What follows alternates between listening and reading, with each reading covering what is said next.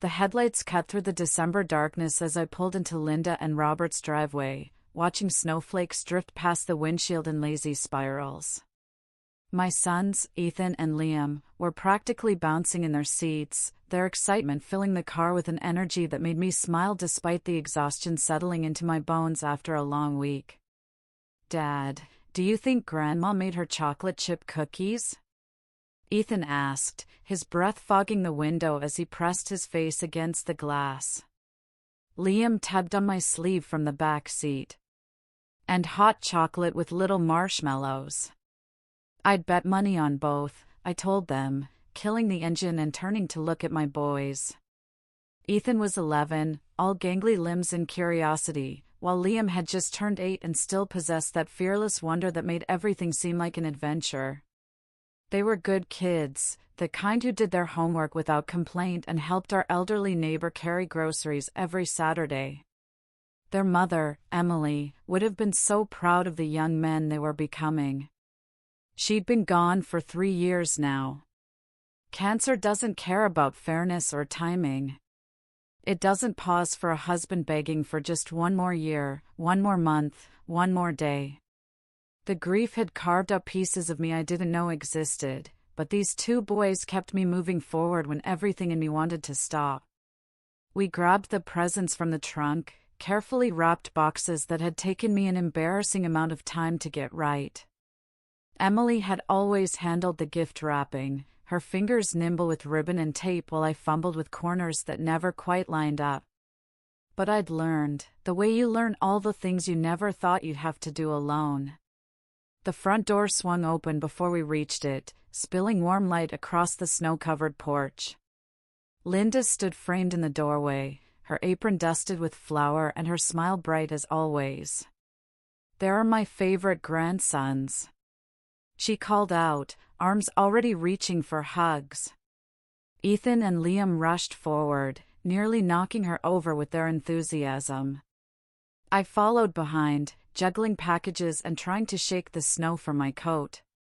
"Careful with Grandma," I warned, but she was laughing, holding them tight and asking rapid-fire questions about school and sports and everything in between. Robert appeared behind her, his reading glasses perched on his head and a dish towel thrown over his shoulder. "Let them breathe, Linda. They just got here." Inside, the house smelled exactly like Christmas should. Pine from the massive tree in the living room, cinnamon from whatever Linda had baking, and that indefinable warmth that comes from a house full of family. Holiday music played softly from the old stereo system, and every surface seemed to sparkle with decorations collected over decades of Christmases past. My sister, Danielle, was already there with her husband, Mark, and their daughter, Chloe. They'd arrived from Denver the day before, taking up residence in the guest rooms like they always did during the holidays. Danielle had changed since I'd seen her last summer. Her hair shorter and her clothes carrying that expensive sheen that spoke of Mark's recent promotion. "Look who finally made it," Danielle said, glancing up from her phone. Chloe sat beside her on the couch, absorbed in some game on her tablet, barely acknowledging our arrival. "Traffic was rough," I replied, setting the presents under the tree with the others. I noticed immediately that the pile seemed larger than usual, an avalanche of wrapped boxes in varying sizes and colors. Mark stood to shake my hand, his grip firm and his smile the practiced kind that came from years of corporate meetings. "Good to see you, David. How's the law business treating you?" We fell into the easy small talk that families do, catching up on jobs and weather and all the mundane details that fill the space between visits. Ethan and Liam disappeared into the kitchen with Linda, no doubt hunting for those promised cookies. Chloe remained glued to her screen, her thumbs moving in rapid patterns across the glass. Dinner was the usual chaos, plates passed around the long dining table while everyone talked over each other in that comfortable way families have. Linda had outdone herself with ham and mashed potatoes, green bean casserole, and rolls so fresh they steamed when you broke them open. Ethan ate like he'd been starving for weeks, while Liam carefully constructed the perfect bite on his fork before each mouthful. "How's school going, boys?" Robert asked between servings. Ethan swallowed quickly. "Really good, Grandpa. I made honor roll again, and Coach says I might make varsity baseball next year even though I'm only in 6th grade. Pride swelled in my chest. Emily and I had always emphasized education, had sat through countless homework sessions and celebrated every achievement, no matter how small. "That's wonderful," Linda said, beaming. "And you, Liam?" "I won the science fair at my school," Liam announced, sitting up straighter. "My volcano was the best one, and I got to present it to all the 3rd and 4th graders." "He worked on that project for 2 months, I added, remembering the kitchen counter covered in papier-mâché and paint, the careful measurements of baking soda and vinegar. Liam had approached that volcano with the dedication of a true scientist, researching different volcanic types, and creating a presentation board that explained tectonic plates and magma chambers. He practiced his presentation in front of me at least 20 times, perfecting his delivery and timing. The pride on his face when he'd won first place had been worth every late night spent helping him perfect the paint job on his model. Ethan had been equally supportive of his younger brother, helping him carry the volcano into school on the day of the fair and cheering louder than anyone when Liam's name was announced as the winner. These were the moments that defined our family now, the ways we showed up for each other in Emily's absence. We'd learned to be each other's biggest supporters, to celebrate victories together and weather disappointments as a team. Danielle barely looked up from cutting Chloe's ham into smaller pieces. "That's nice. Chloe just qualified for the state spelling bee. She's already studying words most adults don't even know." The conversation shifted, as it often did, to Chloe's accomplishments, the piano recital and dance competitions, the advanced reading level, and the special tutoring sessions. I didn't begrudge my niece her success. She was a bright kid who worked hard.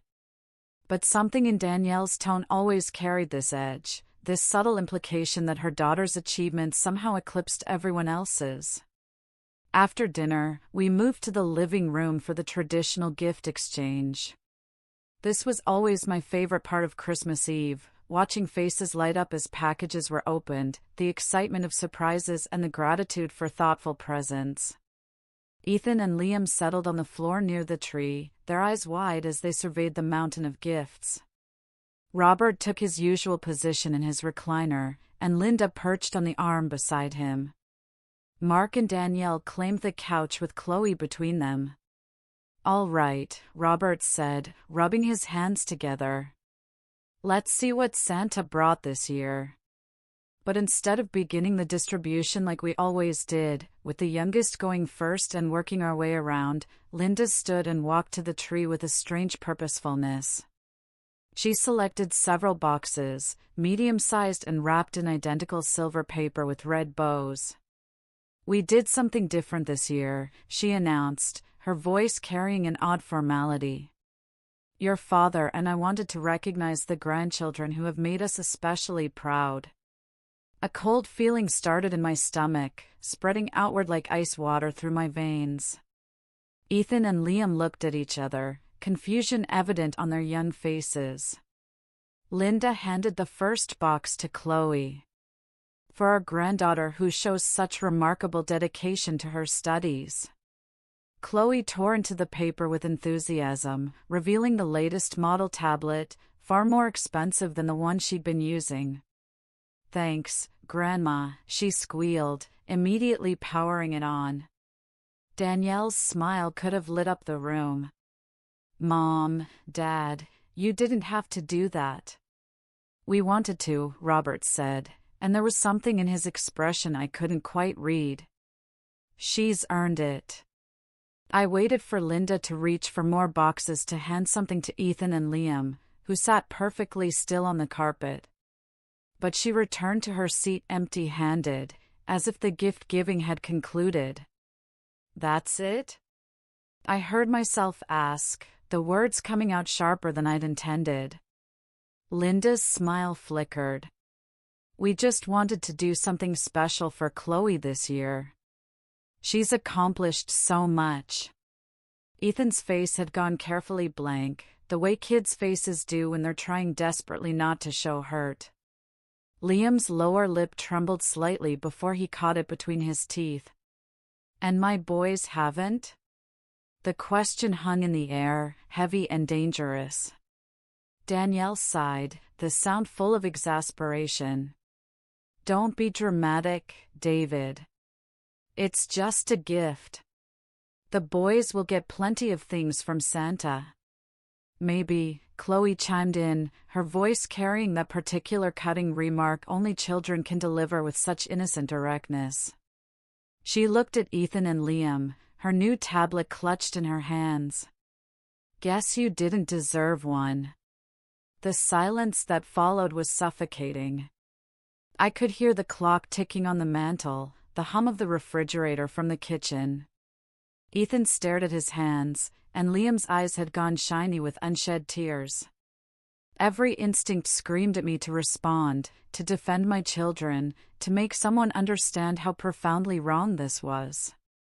But I'd learned something in the 3 years since Emily died.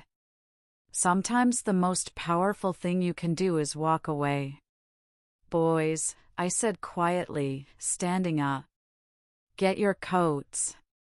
David, don't be ridiculous, Linda started, but I held up a hand.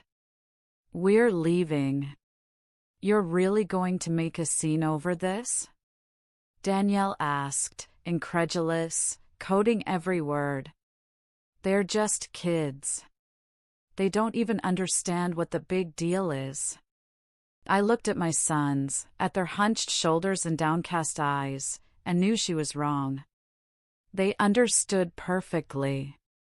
They understood that their grandmother had stood in front of them and declared them less worthy, less deserving of recognition and pride.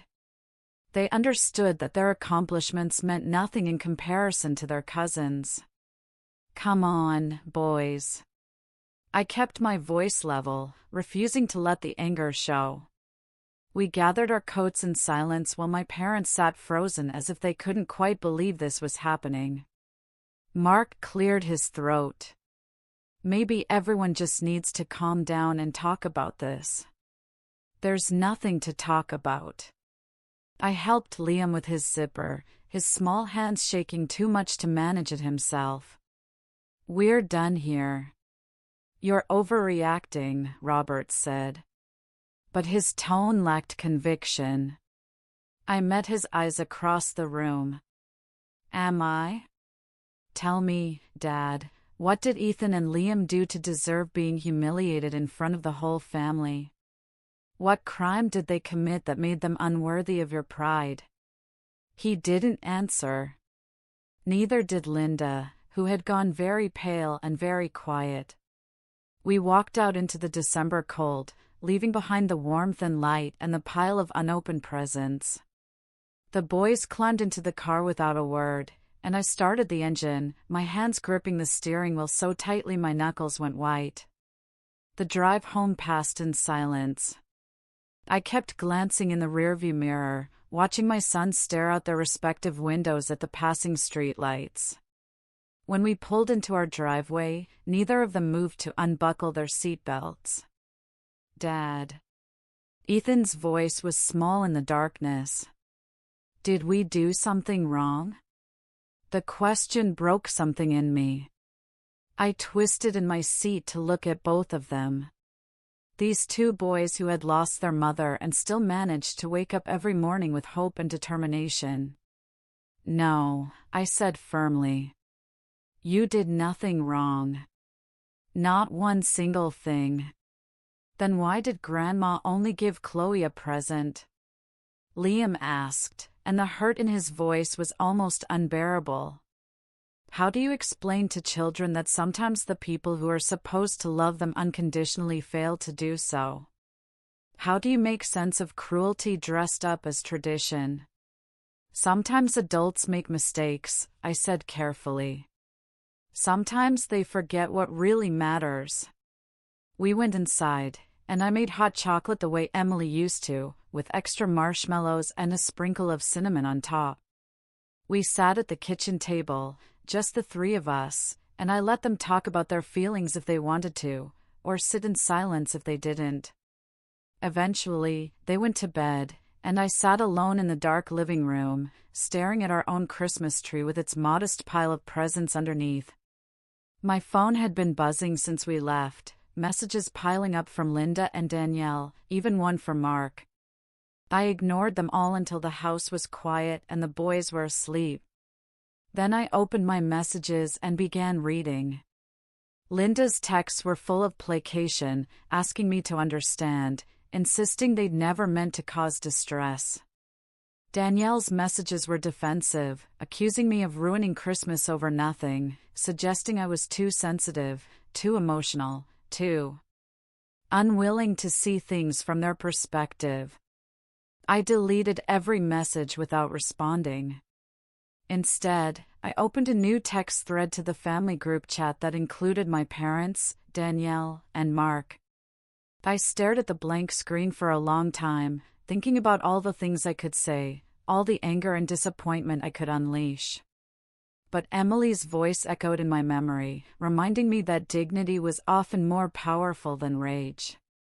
I typed out a single sentence: "Don't ever invite us again. We're not your punchline." Then I turned off my phone and went to bed. Christmas morning arrived with fresh snow and weak winter sunlight. Ethan and Liam crept into my room at dawn, the way they had every Christmas since they were old enough to walk, their excitement tentative but present. We went downstairs together, and I watched them open the presents I'd carefully selected and wrapped. Saw their faces light up with genuine joy over books and games and the things they'd asked for. We made pancakes for breakfast, burning the first batch because Liam wanted to flip them and misjudged the timing. We laughed about it, and that laughter felt like healing, small but significant. My phone stayed off all morning. When I finally turned it back on that afternoon, the messages had multiplied exponentially. Linda was apologetic now, begging me to reconsider, to bring the boys over for Christmas dinner at least. Danielle had apparently told her side of the story to our extended family because I had messages from cousins and aunts asking what had happened. Some supportive and others critical of my dramatic exit. I responded only to those who seemed genuinely concerned, explaining simply that we'd been disrespected and had chosen to leave rather than subject my children to further hurt. To everyone else, I said nothing. The days after Christmas brought an unexpected cascade of consequences. Linda called repeatedly, her voice trembling through the voicemail messages she left. She insisted she hadn't meant any harm, that she just wanted to do something special for Chloe, that she'd never intended for Ethan and Liam to feel excluded. But intention doesn't erase impact. Emily had taught me that during our marriage, during the countless small moments when we'd had to apologize to each other for hurts delivered without malice, but with consequences nonetheless. Danielle's approach was different. She showed up at my office 3 days after Christmas, walking past my secretary with the kind of confidence that came from a lifetime of getting her way. "You caused Mom and Dad great distress," she said without preamble, settling into the chair across from my desk. "They're devastated." I set down the brief I'd been reviewing. "And my sons, how do you think they felt?" "Kids are resilient. They'll get over it." "Is that really what you think? That we should just teach children to accept being treated as less than because it's convenient for the adults in their lives?" Danielle crossed her arms. "One gift, David. You're destroying family relationships over one gift." It wasn't about the gift. I leaned back in my chair, studying my sister's face and seeing a stranger there. It was about what that gift represented. It was about standing in front of my children and announcing to the entire family that they weren't good enough to be recognized, weren't worthy of pride. That's not what happened. That's exactly what happened. And then your daughter laughed at them, rubbed salt in the wound, and nobody said a word to correct her. Danielle's expression shifted, uncomfortable now. Chloe's just a kid. She didn't understand. Maybe someone should teach her. I stood, signaling the conversation was over. I meant what I said in that text. We're not coming back to play happy family while my children are treated like second-class citizens. She left angry, slamming my office door hard enough to rattle the frame. My secretary poked her head in a moment later, concern written across her face. Everything okay? Family drama, I said with a weak smile. Nothing that won't pass eventually. But I wasn't sure that was true. The fracture between Danielle and me had been forming for years if I was honest with myself. Since Mark's career had taken off and they'd moved to Denver, there had been a subtle shift in how she viewed the rest of the family. Money changed people. Or maybe it just revealed what had always been there beneath the surface. She'd started making comments about life choices and maximizing potential, thinly veiled criticisms of my decision to stay in a mid-size firm rather than pursuing partnership at a major corporate practice. Emily had always defended me, pointing out that I'd chosen a career that allowed me to be present for my family, that not everyone measured success by the size of their salary. Without Emily's voice to counter Danielle's judgment, the distance between us had grown wider with each passing year. The new year arrived quietly. Ethan and Liam returned to school, and life settled back into our familiar routines. Ethan made the varsity baseball team just like his coach had predicted and came home with a permission slip for tournaments that would run through spring. Liam started a new project, this time building a model solar system with meticulous attention to scale and detail. My parents sent gifts for both boys' birthdays, packages arriving with cards signed by both of them, but clearly written in Linda's handwriting.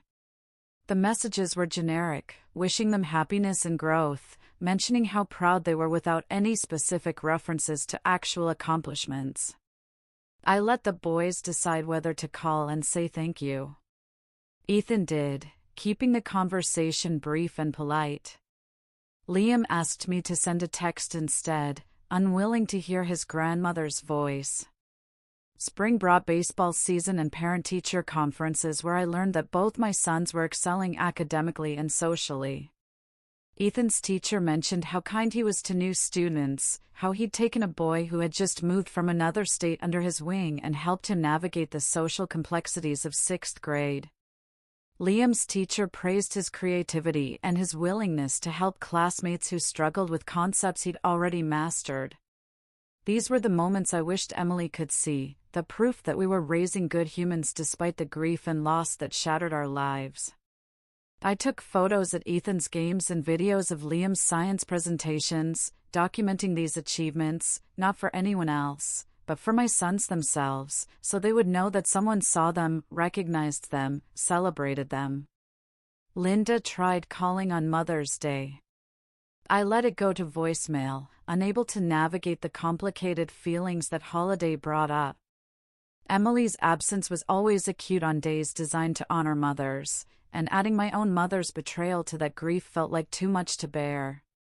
The message she left was tearful, apologizing again, begging for a chance to make things right. I saved it without responding, not ready to forgive, but not quite ready to completely close that door either. Summer arrived with its promise of freedom and adventure. I'd arranged my schedule to work from home more often, wanting to be present for the boys during their break from school. We took a road trip to the Grand Canyon, just the three of us, camping under stars so bright they seemed close enough to touch. Ethan taught Liam how to identify constellations, and Liam regaled us with facts about planetary formations and astronomical distances. Sitting around the campfire on our last night, watching sparks rise into the darkness, Liam asked the question I'd been waiting for. Do you think Grandma and Grandpa miss us? Ethan looked at me, his expression older than his 12 years, waiting to see how I'd answer. I think they probably do, I said honestly. But missing someone and treating them right are two different things. Will we ever see them again? Ethan asked. That depends on them. I poked at the fire with a stick, watching the logs shift and settle. If they can understand why what they did was wrong, if they can genuinely change and commit to treating you both with the respect and recognition you deserve, then maybe someday. But you don't think they will? Liam said, and it wasn't a question. I don't know. I looked at both my sons, their faces illuminated by firelight. But I do know that you two deserve to be around people who see your worth, who celebrate your achievements, who make you feel valued. Life's too short to accept anything less. We drove home the next day, sunburned and happy, with memory cards full of photos and hearts full of experiences that would bind us together. My house felt more like home than my parents' place ever had. Filled with the specific chaos of our small family and the love we built in the aftermath of losing Emily. August brought preparation for a new school year. Ethan was heading into 7th grade, already thinking about high school and college and the future spreading out before him. Liam was entering 4th grade, his curiosity undiminished, and his enthusiasm for learning infectious. The day before school started, an envelope arrived in the mail addressed to me in Robert's distinctive handwriting. Inside was a letter, 3 pages written in the careful script he'd always used for important documents. He wrote about regret and understanding, about long conversations with Linda where they'd finally grasped the magnitude of their mistake. He explained that Danielle had been pushing them for years to favor Chloe, playing on their pride in her accomplishments and subtly undermining my son's achievements in comparison. He admitted they'd been weak, had allowed themselves to be influenced, had failed in their fundamental duty as grandparents to love and support all their grandchildren equally. The letter included specific examples of things Ethan and Liam had done that made them proud, detailed observations that proved they had been paying attention even when I thought they hadn't noticed. He wrote about honor roll certificates and science fair victories, about kindness shown to others and resilience demonstrated in the face of loss. The final paragraph was an invitation, carefully worded and full of humility. They wanted a chance to apologize directly to Ethan and Liam, to begin rebuilding trust if we were willing to allow it. They understood if we weren't ready, respected our right to maintain boundaries, but hoped we might consider giving them an opportunity to do better. I read the letter 3 times, sitting at the kitchen table while the boys watched television in the other room. Part of me wanted to crumple it up, to maintain the wall I'd built between us and the people who had hurt my children. But another part, the part that remembered Linda's chocolate chip cookies and Robert teaching me to ride a bike, wanted to believe that people could change, could grow, could make amends for their failures. I called them that evening after the boys had gone to bed. Linda answered on the first ring, her voice breathless with hope and fear. "David, I got Dad's letter." "We meant every word," she said quickly. "We've been doing a lot of thinking, a lot of talking. We understand now how badly we hurt Ethan and Liam and you too. It's not about me. No, but you're their father. Your pain matters, too." We talked for an hour, the longest conversation we'd had since that Christmas Eve. She explained how Danielle had slowly poisoned the well, making casual comments about Chloe's superiority, comparing milestones in ways that diminished my son's accomplishments. She admitted they'd been susceptible to that manipulation because Danielle was their daughter and they'd wanted to support her, but in doing so had betrayed their responsibilities to their other grandchildren. When Robert took the phone, his voice was thick with emotion. He apologized without excuses, without trying to justify or minimize what had happened. He simply acknowledged the harm, expressed genuine remorse, and asked what they could do to begin making it right. I told them I needed to talk to Ethan and Liam first, to see if they were even interested in reconnecting. I explained that any relationship moving forward would have to be built on consistent, demonstrated change, not just promises and pretty words. They agreed to everything, grateful just to have the conversation. The next morning, over breakfast, I showed the boys the letter. They read it together, Ethan's finger following the lines while Liam leaned against his shoulder. When they finished, they looked at each other in that silent communication siblings share, having an entire conversation without words. "What do you think?" I asked, not wanting to influence their decision. Ethan set down the letter. "I think people make mistakes. Even big ones. Especially big ones," Liam added, looking at me for guidance. I poured myself more coffee, giving them time to process. "But the question isn't whether they made a mistake. It's whether you believe they understand why it was wrong and whether you trust them to do better. Can we think about it?" Ethan asked. "Take all the time you need." They discussed it between themselves over the next few days. Private conversations I caught fragments of but didn't intrude upon. I watched them weigh forgiveness against hurt, hope against caution, and felt proud of their thoughtfulness, even as my heart ached for the maturity forced upon them by circumstances beyond their control. Finally, one evening while we were making dinner together, Liam spoke up. "We want to see Grandma and Grandpa," he said, stirring a pasta sauce with intense concentration. "But not at their house," Ethan suggested. "Somewhere neutral, like a restaurant." "Somewhere public?" I nodded, understanding the wisdom in their choice.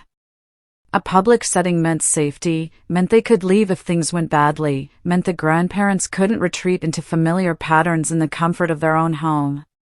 We arranged to meet at a family-friendly restaurant the following Saturday afternoon. My parents arrived early. I could see them through the window when we pulled into the parking lot, sitting at a table and talking quietly to each other. Linda's hands were clasped tightly on the table, and Robert kept adjusting his silverware. Small, nervous gestures that betrayed their anxiety. Ethan and Liam walked in ahead of me, and I watched my parents' faces light up at the sight of them. Joy and relief and desperate hope all mixed together. Linda stood, but didn't rush forward, respecting the space the boys needed. Robert remained seated, his eyes suspiciously bright. "Thank you for coming," Linda said softly as we approached the table. We sat down, the boys on either side of me, creating a united front. The waitress came to take drink orders, providing a welcome distraction. While everyone settled into the awkwardness of the moment, Robert cleared his throat. "Boys, your grandmother and I owe you an apology." What followed was the most honest conversation I'd ever witnessed between my parents and anyone. They apologized directly to Ethan and Liam, explaining without making excuses, acknowledging the specific hurt they'd caused. They talked about the changes they'd been making, the boundaries they'd set with Danielle, the work they'd been doing to understand their own failures. Ethan listened with his arms crossed, his expression guarded. Liam's face was more open, more willing to believe, but I could see the caution there, too. When they finished, Robert looked at both boys with profound sadness. "We don't expect you to forgive us right away. We just hope you'll give us a chance to prove we can do better." "Why should we?" Ethan asked, his voice steady despite a tremor. "You made us feel like we didn't matter, like nothing we did was good enough." "You're right," Linda said, tears spilling down her cheeks. "We did that, and it was wrong. And we're so sorry." The lunch lasted 2 hours, food barely touched as we navigated this delicate new territory. My parents asked about school, about baseball and science projects, about the Grand Canyon trip and our summer adventures. They listened with genuine interest, asking follow-up questions that proved they were truly hearing what the boys said. When we finally left, Linda asked if they could call sometimes, just to check in. Ethan and Liam agreed, still cautious, but willing to try. The months that followed brought slow, careful rebuilding. My parents called once a week, conversations that started awkwardly but gradually became more natural. They sent cards for no reason, just thinking of you notes that acknowledged small accomplishments and daily joys. They asked before sending gifts, respecting boundaries, and being mindful of creating any appearance of favoritism. Danielle, unsurprisingly, didn't take kindly to the new family dynamics. She accused my parents of choosing my family over hers, of punishing Chloe for their mistakes. The rift between my sister and me became a chasm, one I had no interest in bridging unless she could acknowledge her role in the damage done.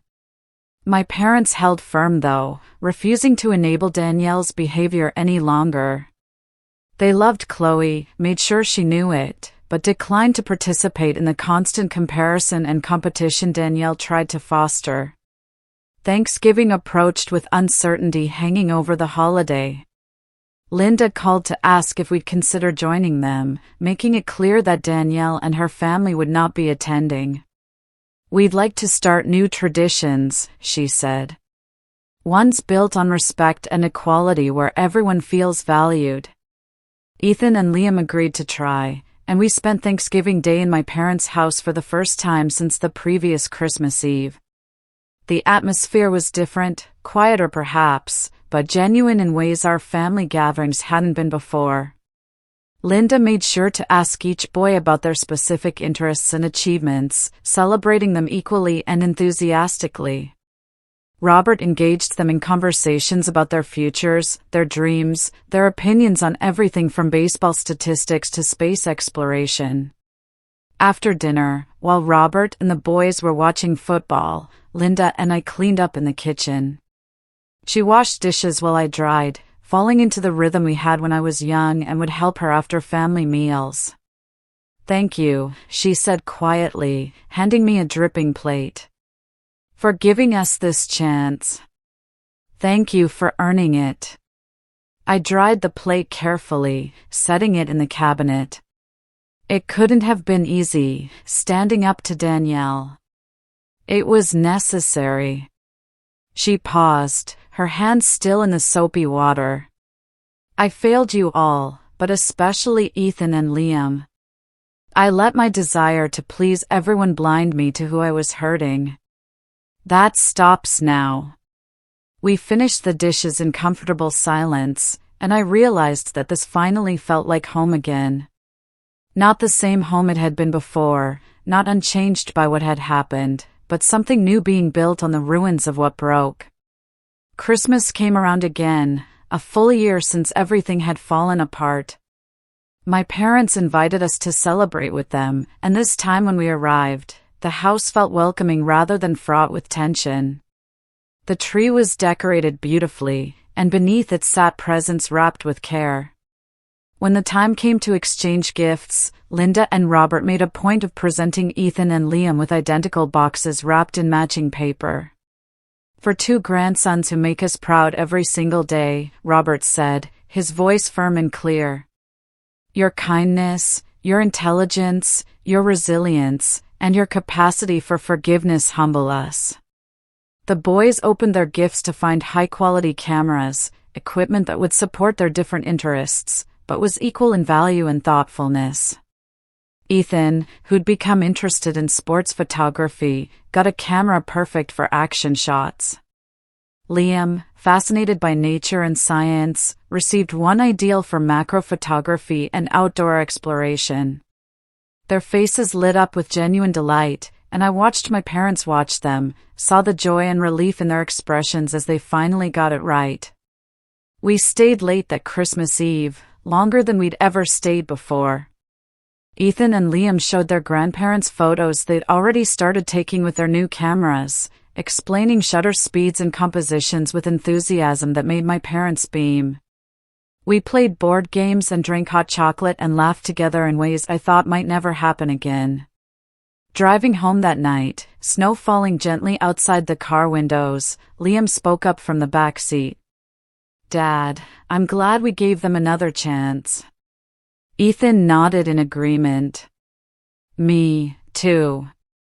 I glanced at them in the rearview mirror. These two incredible boys who had been hurt but had chosen grace over bitterness, growth over grudges. "Your mom would be proud of you both," I said, my voice thick with emotion. "I know I am." The healing was incomplete, probably never would be entirely. Scars remained from that Christmas Eve when they'd been made to feel unworthy, when their accomplishments had been dismissed and their value questioned. But they'd learned something important through the pain, that they had the strength to demand respect, the courage to walk away from situations that diminished them, and the wisdom to recognize genuine change when it appeared. My parents had learned something, too. They'd learned that love without respect is hollow, that pride in grandchildren must be freely given and equally distributed. That family bonds can be broken by thoughtlessness and cruelty, but rebuilt through honest effort and demonstrated change.